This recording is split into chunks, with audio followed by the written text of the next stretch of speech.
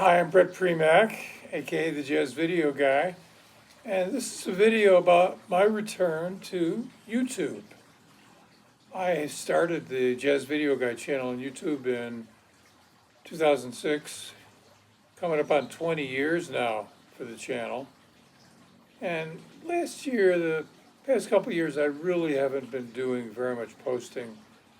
I grew a little irritated with what was happening on YouTube in terms of the algorithm, not putting my videos in front of very many people. And just got tired of it for a while, so I stopped basically the past 6 months, past 9 months or so, really have not posted much video. At the same time, I got off Facebook completely. I ended up in Facebook jail many times, and the Facebook algorithm did not put my content in front of many people again. Some of my stuff was too political, too opinionated, and I got tired of that. So I have not been really very busy in social media, hardly at all, in the past 6 months. But I do a blog called Syncopated Justice that I really enjoy. I can write uncensored, whatever I want, no bosses, no algorithms. Make a little bit of money from it, not very much. Small subscriber, about 1,500 subscribers, but really got back into writing, really enjoying it, especially with AI. AI is a fantastic writing partner, editor, somebody to bounce ideas off of, good for research. I guess about 4 or 5 months ago, ChatGPT introduced a feature called Deep Research, where you could choose a topic and then 30 to 40 sources could be accessed by ChatGPT to produce a really comprehensive report. And then, just for the fun of it, I put in John Coltrane's spirituality. And 10 minutes later, I had this amazing 30-page report from all these different sources about the spiritual side of John Coltrane's life and his music. And in a light bulb moment, I said, this could be the basis for a book. And that's what I've been doing the past 3 months, working on this book, which I'm publishing in September 23rd, on Coltrane's birthday, self-publishing on Amazon. There'll be a Kindle version, a print-on-demand version in Spanish and English, and also an audiobook. And I'm excited about it, but I have to do all the promotion for the book myself. I don't have a publisher. My friend Mark Myers, who's a great writer, does the Jazz Wax column. Every 2 or 3 years, he writes a book. He lives in New York. He has publishers. They give him a big advance. They put him on TV. His book goes out all over the world. I don't have that option. I'm a one-man band. I always have been with YouTube. And I like working that way. I'm not a corporate kind of guy. I'm not looking for fame or fortune. I made a little bit of money on YouTube, and I'll probably make a little bit of money on the book, but the reason I did the book is because of my fascination with the subject. I've been a serious Coltrane listener and studying him for late 60s when I really got into his music, and I wanted to share the spiritual side, which is akin to my spiritual side as well. I'm a Tibetan Buddhist, and I believe in reincarnation, and Coltrane studied a number of different spiritual paths, certainly affected his music. So the book's coming out, and I said, well, why don't I use YouTube as a way to introduce the book, get the book out there? And then I said, well, as long as it's going to do that, why don't I start posting videos again? Jazz is such an important part of my life, and has been since I was a kid. And posting these videos, as I have done the past 20 years, where people can easily access them, people don't pay for them. Some people have YouTube Premium because they don't like the commercials. Like me, I hate commercials. I don't mind $15 a month because I watch a lot of YouTube. But most people don't. They just skip the commercials and they watch the videos. And like Coltrane, I want to be a force for good, because there are some really negative forces in the world right now. So if I can put up videos that bring people some joy, that put some positive energy out there, I'm doing it. So I've started to repost 3 or 4 videos every week. Now, most of my stuff comes from the past. I'm living in Mexico now. I'm not a part of the New York scene, aside from the broadcasts from Smalls every night and Emmett Cohn's remarkable presence on YouTube.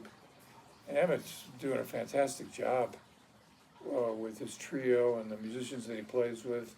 I mean, Patrick Bartley and Emmett Jones. Wow, love their music. But I really am not in touch with all the young people who are making great music, and there's a lot of them out there. And you don't find them so much on YouTube, you find them on TikTok. TikTok is a medium where bands and musicians post content to try to get some attention. YouTube, a lot of archival content, and that's mainly what I'm dealing with on my YouTube channel. A lot of stuff from the older musicians. I'm older. I've just passed the 3/4 century mark here. And that music, my friend Sonny Rollins and John Coltrane and Dizzy Gillespie and James Moody, the bebop era and the other eras that have happened in my life with Miles and jazz fusion and the loft scene. That's really my era. That's what I really know. I'm not plugged into the new music. This channel is really not the place to look for that. But there are a lot of people on this planet who dig Coltrane and dig Bird and dig Dizzy Gillespie and all of the great musicians, Michael Brecker, the Brecker brothers. Although a lot of those people who have passed now, but left us something to listen to and in some cases something to watch. So that's what I've been reposting. And I don't really trigger the YouTube algorithm to get a lot of views. Some of the videos get 1,000 views. Sometimes they get 50,000 views. I'm happy if just a few people get something from it. I'm doing my job, but putting something positive. I'm a force for good. And I feel good about that. Same thing with my book. I can't predict what's going to happen. I'm doing everything I can to get the book out there. Certainly, I'll be doing a lot of videos here on YouTube and Facebook and Instagram and TikTok. And the thing about self-publishing, especially on Amazon, is the reviews. The website Amazon, which everyone knows about, when people buy stuff on Amazon, they frequently look at the reviews of the products. What did other people good? What did other people think about this? Is it something good? Should I buy it? Same thing with a book. The Amazon algorithm determines whether or not your content is going to be suggested by the reviews that you get and how people like it. And I like the book. I think most people will. I know that people don't read like they used to. That's kind of gone out of style in a way. People's attention spans don't really react very strongly to a book these days, but there still are a lot of readers out there. There's a whole lot of people using Amazon Kindle as a platform for reading, and I'm just going to do it. We'll see what happens. Zero expectations.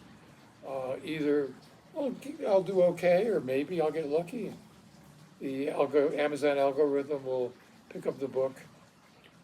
John Coltrane, amazing. I've been seriously listening to his music and studying him, and through my life as a jazz journalist, have known many people who knew Coltrane quite well.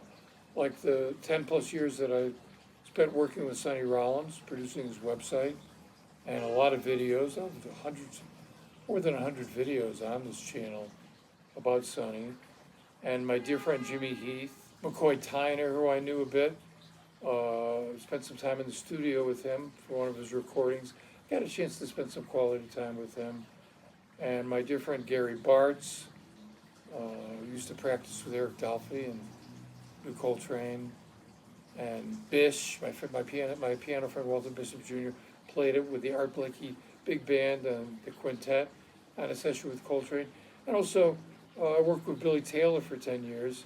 Billy knew Coltrane quite well. And I interviewed several times, once, a couple of times online here, Archie Shepp.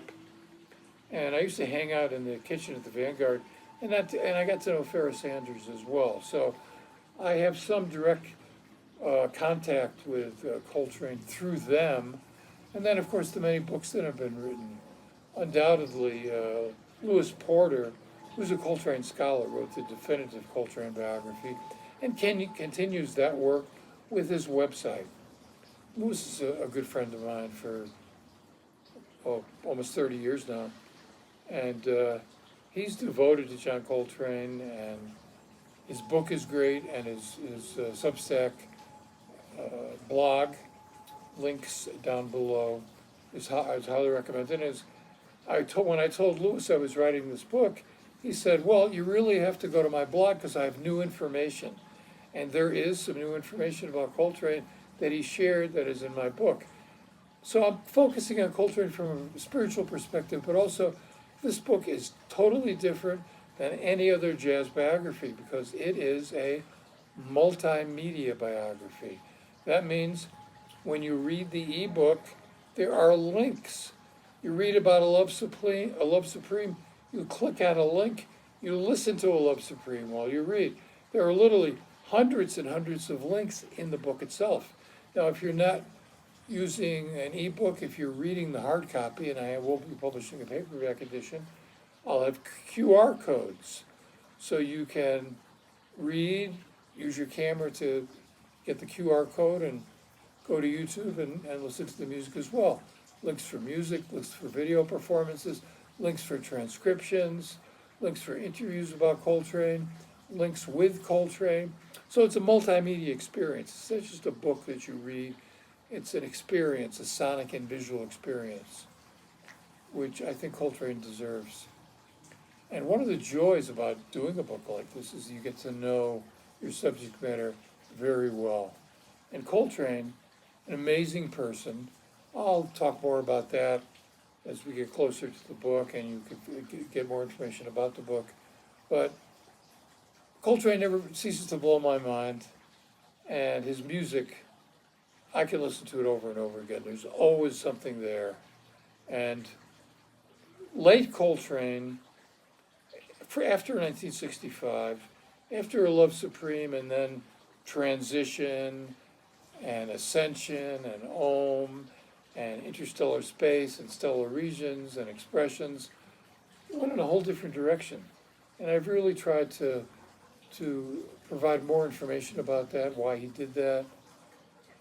And he faced, of course, a storm of negativity.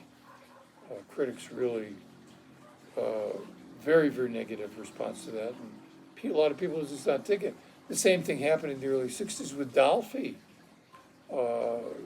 Dolphy and Coltrane, after Africa Brass and Live at the Village Vanguard was released, John Tynan in Downbeat magazine called it anti-jazz. It was such a firestorm that Downbeat had to publish an interview with Coltrane and Dolphy called They Answer the Critics. So Coltrane had experienced that before, but this was a man who was on a mission, and although he was conscious of the negativity that his music received, it didn't stop him. So what I'm doing with my Coltrane book is the first week on Amazon, the Kindle edition will be free, which means you can download it. There's no cost at all. The second 2 weeks, 99 cents. I'm hoping that people will download it and they will write a review. And my goal is 100 organic reviews in the first month, which will trigger the Amazon algorithm. I can't predict what's going to happen. Life is pretty unpredictable as it is. 6 years ago, I never could have predicted that I would meet my soulmate at the age of 70 and that we'd move to Mexico. But these are some of the best years of my life. I'm very lucky. Guanajuato, Mexico, in the Central Highlands, wonderful place to live. Interesting culture, history, very special people here. No acrimony. People love and respect each other here. Not a perfect place. Not everyone is going to be your friend.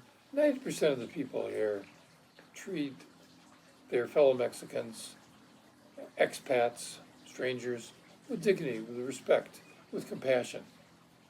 And they're not looking to see what side are you on, because if you're on the other side, I don't even want to talk to you. Nothing like that exists here. Mexico's not a perfect country. There's no such thing as a perfect country. But for me now, these are some of the best years of my life, and living here is certainly fantastic. I love it here. And I've been amazingly productive with my blog, and I've gotten into AI video. I'm going to be working on projects. I know that AI is kind of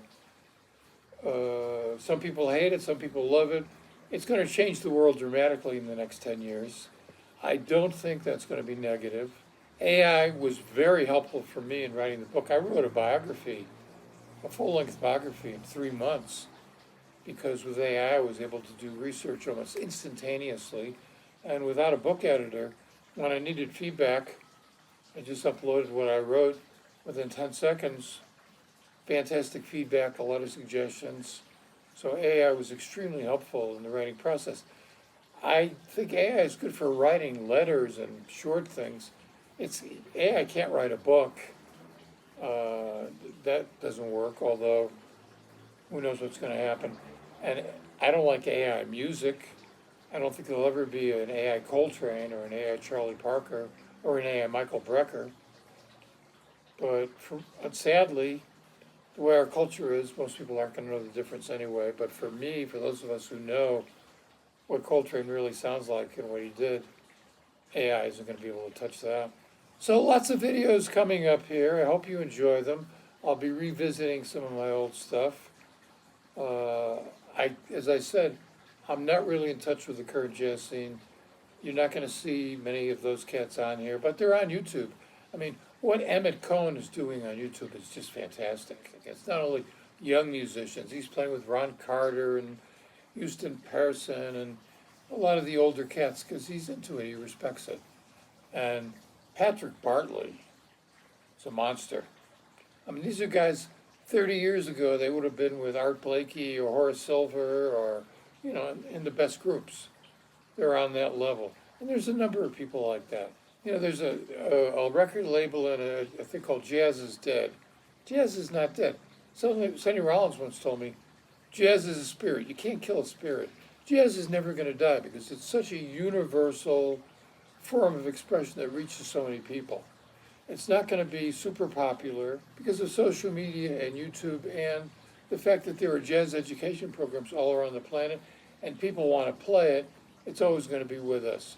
So I am blessed to have it in my life and to be back here and putting up some video that I know people are going to dig and writing this book, which I hope you'll download and check out. So that's my story. Hope to see you soon. Thanks for watching, and keep playing music if you can, and certainly keep listening.